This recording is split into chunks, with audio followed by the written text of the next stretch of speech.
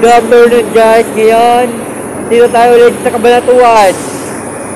Ang tanghali ang pila.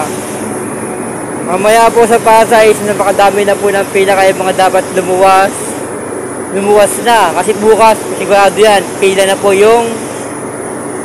ang mangyayari dyan sa Pasay at sa Cubao. Pila na, pahirapan na pong umuwi, kaya yung pagkaya nyo pang umuwi ngayon, umuwi na kayo. Ay hintayin nyo bukas, iksika na po bukas. Ngayon, sasagutin natin isang katanungan ng ating mahal na pasahero.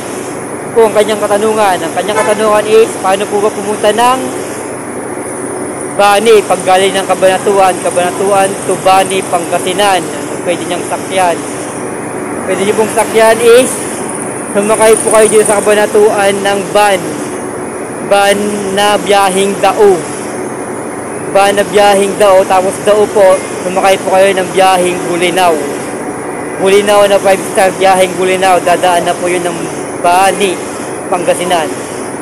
Sana nakatulong ang video na ito. Paki-comment sa baba ang iyong katanungan para masagot ko natin sa susunod na video. Thank you.